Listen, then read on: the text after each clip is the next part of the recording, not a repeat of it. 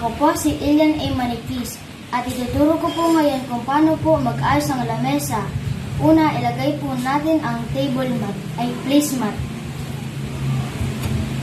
Susunod po, ilagay natin ang plato sa gitna ng placemat. Susunod po, ang kutsilyo sa kanan at ang kutsara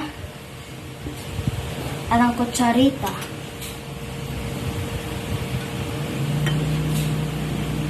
Sunod po, ilalagay po natin ang baso sa kanan, sa taas ng kutsara.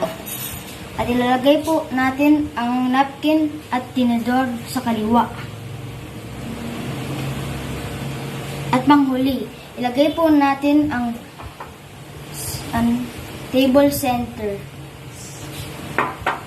Hindi po kayo maglagay ng prutas o bulaklak. At sana po ay may natutunan kayo.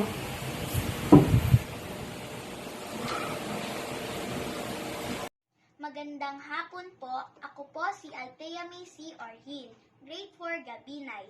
Tuturo ko po sa inyo kung paano mag-ayos ng hapagkainan gamit ang one cover. Una, kailangan po malinis ang lamesa. Susunod, ilalagay ang placemat. At ilalagay ang plato sa gitnang bahagi. At ilalagay po ang kutsara sa kanang bahagi ng plato. At ang tinidor naman po ay sa kaliwang bahagi ng plato.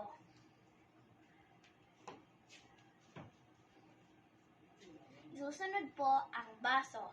Lalagyan din po ito ng 3/4 na tubig.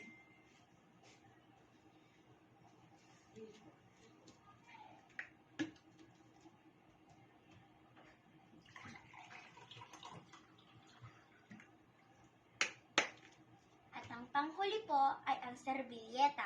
Ilalagay po ito sa taas ng tinidor. At ito na po ang one cover. Thank you po. Magandang gabi po sa inyong lahat. Ako po si Ray Gavin Alvin F. Osorio. Papakita ko po sa inyo ang pag-aayos ng table setting. Una po, ilalagay niyo po ang placemat sa taas ng lamesa. Ang susunod po doon, ilalagay niyo po ang plato sa gitna ng placemat. Susunod po doon, ilalagay niyo po ang table napkin sa kaliwang bahagi ng placemat.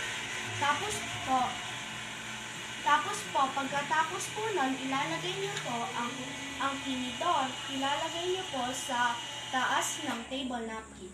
Ang susunod po doon, ilalagay niyo po ang dinner knife sa kanang bahagi ng placemat. At ang susunod po doon, ilalagay niyo po ang kutsara sa tabi ng dinner knife. Pagkatapos po nun, ilalagay niyo po ang platito sa taas ng plato. At ang susunod po doon, ilalagay niyo po ang baso sa kanang taas ng placemat.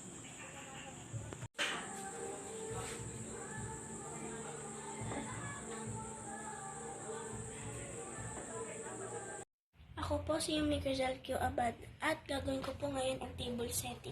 Uunahin ko po ay ilalagay ko ang placemat sa may lamesa. Kukunin ko po ang plato at ilalagay ko sa gitna ng placemat. Kukunin ko po ang tissue at ilalagay ko sa may kaliwa. Kukunin ko po ang tinidor at ilalagay at ipapatong sa may tissue. Kukunin ko po ang kutsara at ilalagay ko sa kanan. Kukunin ko po ang platito at ilalagay sa may taas at nakalagay sa may kaliwa. Pagkatapos po nun, ilalagay ko ang baso sa may taas at nakalagay sa may kanan. Doon na po nagtatapos ang aking table setting. Magandang araw. Ako po si Prince Kyle R. Ramos ng Grade 4 Gabinay. Ngayon ay ipapakita ko sa inyo kung paano mag-ayos ng table setting na one cover lamang. Kakailanganin natin ng placemat, plato, kutsara, tinidor, baso, at table napkin o servilleta. Una ay ilagay ang placemat sa malinis na lamesa. Pangalawa ay ipatong ang plato sa gitna nito. Pangatlo ay ilagay ang servilleta sa kaliwang bahagi nito. At ipatong ang tinidor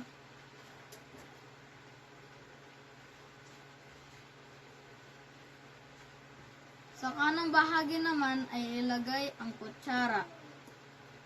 Pagkatapos, ilagay ang baso sa itaas ng bahagi at lagyan ito ng tubig.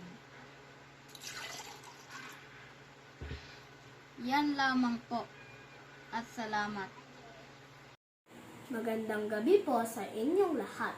Ako po si Alicia Kailes Pablo at ipapakita ko po sa inyo kung paano ko po gawin ang aming table setting. Ang uunahin po natin ilagay ang ating placemat. Pagkatapos naman po ilagay ang ating placemat, susunod naman po natin ang dinner plate.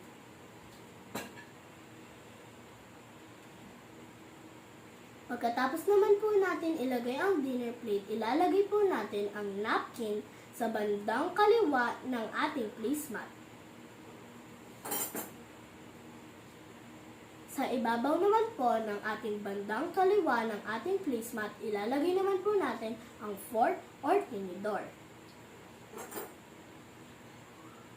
Pagkatapos naman po nun, ilalagay po natin sa bandang kanan ng placemat ang dinner knife. Pagkatapos naman po natin ilagay ang dinner knife sa bandang kanan ng placemat, ilalagay naman po natin ang spoon or kutsara.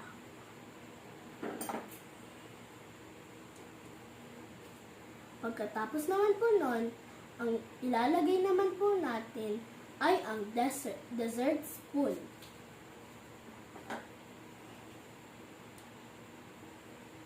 Pagkatapos naman po nun, sa bandang kanan itaas ng placemat, ilalagay naman po natin ang baso. At pagkatapos naman po nun, sa huli, ang ilalagay naman po natin ang ating centerpiece. Ayun lang po. Salamat po sa pagkikinig. Magandang araw po. Ngayon, ipapakita ko po sa inyo kung paano maghanda ng hapagkainan. Ito po ang mga sumusunod.